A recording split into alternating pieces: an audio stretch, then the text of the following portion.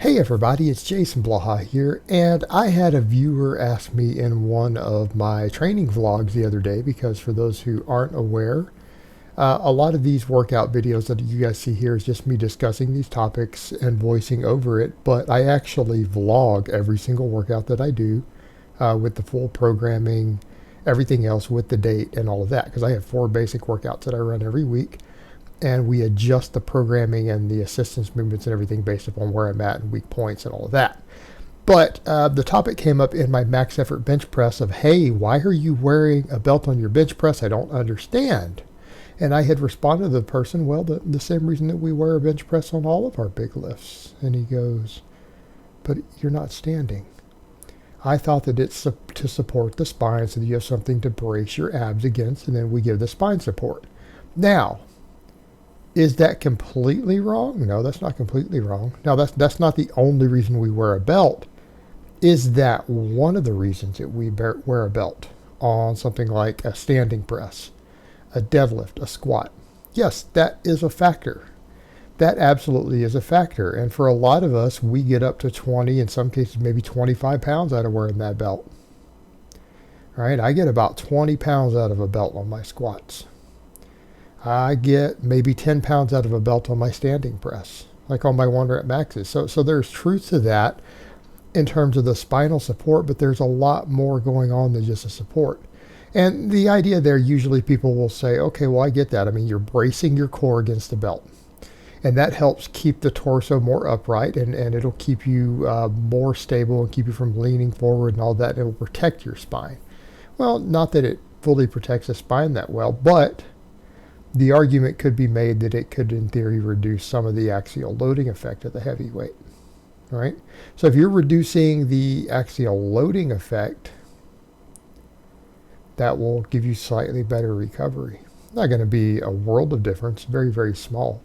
But you know what? When you're an advanced lifter and you're trying to maximize workloads, anything you can do to enhance recovery is beneficial. That's one of the reasons guys use PEDs. That's one reason they use gear. Like, they can enhance recovery. Not going to lie, that's a big factor. Not the only one, but that's a big factor. We oftentimes eat more protein, more food, more sleep so that we can enhance recovery. Little things add up. So I wouldn't discount any of that. And that is, in fact, something I heard, I believe, Dr. Feigenbaum say over at Barbell Medicine, who is himself a legit 700 plus pound deadlifter, that, yeah, that is absolutely a factor. So why a belt on something like a bench press? Well, another reason completely. There's another reason we wear a belt. And this applies to every exercise. This applies to every exercise. And particularly any exercise that's full body in nature. This will make sense when I explain something to people also. When you squeeze a bar as hard as possible, what does that do? Most of you guys know that, because we're going to carry this over to the belt. You squeeze a bar as hard as you possibly can, what happens? Well, you can usually lift a little more weight. You're usually a little more explosive. Right? You're usually slightly more explosive. Why? Because it primes the nervous system. It helps prepare the peripheral nervous system for hitting upper threshold muscle fibers. In other words, we can sometimes produce just a little bit more force, like through a radiant effect.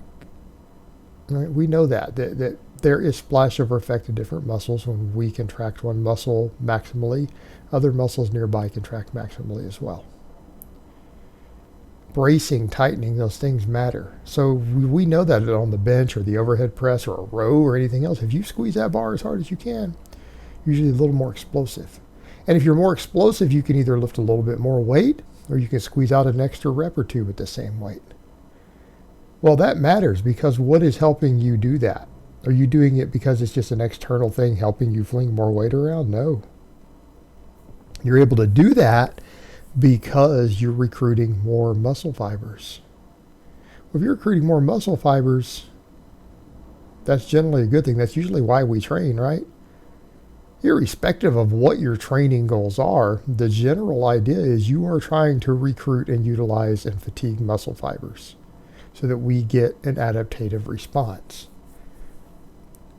What does a belt do? Let's come back over to the first point. People talk about protecting the back or supporting the back because you brace the core. What does that mean? It means you're bracing your abdominal wall. You're bracing your abdominal wall up against the belt and pressing tight against that belt. Isn't that a pretty big muscle? I mean, when we grip a weight, you know, we're using all the muscles in the hands and the forearms and everything to squeeze it. That creates a radiant effect. Isn't your abdominal wall even bigger? Yeah, your abdominal wall's bigger. So that's an even bigger muscle. And if we want to think about splashover or radiant effect, where is it located? Your core, your abs? Well, the term core would imply center of the body. We know that's right there in the center of your body. So if you need to transfer force through the center of your body, will that affect other muscles? Yeah. Won't that, in theory, help your pecs contract harder? In some cases, yeah. Is it guaranteed? Meaning, is it going to give you 20 pounds on your bench press? Probably not. But if it gives you 5 more pounds, or it lets you take your 5 rep max and squeeze out a 6th rep, what's that worth in terms of muscle recruitment? You're getting a little better muscle recruitment, muscle fiber recruitment. Also, when we're dealing with it, what are we doing? We're getting better upper threshold muscle fibers. Does that mean you're training a little more explosively? Wasn't that usually what most of us want? We want that, right? Any exercise in which we are trying to lift the weight explosively,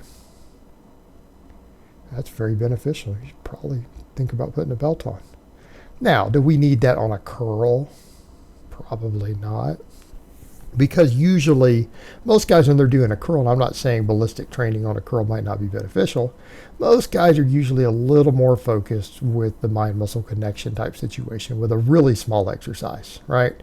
I don't mean you shouldn't be focusing on it on a bench press or a row, but if you're doing a concentration curl or a standing lateral raise, there is certainly a little bit more involved with kind of that mind-muscle connection. You're probably not focused on compensatory acceleration and explosiveness. So you're not really getting any benefit out of a belt on something like that. But a bench press you are. Right, a bench press you are. We're getting that peripheral nervous system primed and ready. Hitting upper threshold fibers easier. At least if you're advanced enough to know how to use the belt.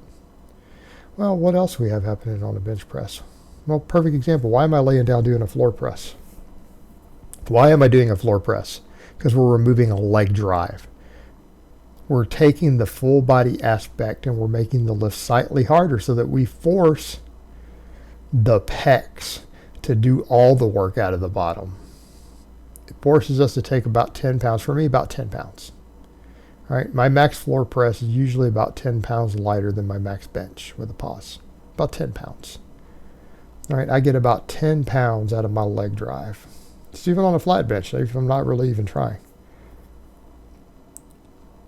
Turning into a purely upper body exercise. What's that mean? Well, it means a bench press is a full body exercise. Right? If you are a legitimately good bench presser,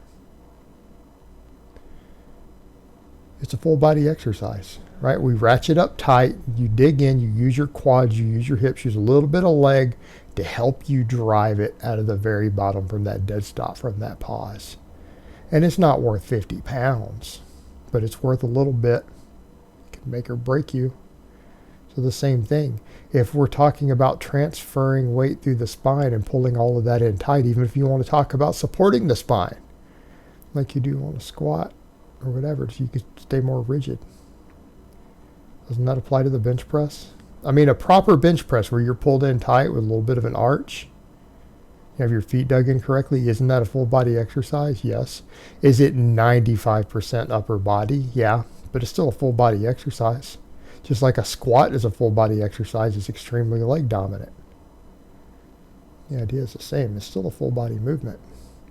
It is a full body movement. And so if it is, and we are transferring energy up through the spine from the legs, Doesn't it make sense that the belt would, in theory, be slightly beneficial even for that, and in addition to the effect of the nervous system? Of course it does. Of course it does. So that's why. Those are the reasons why I and many other people wear a belt when we bench press.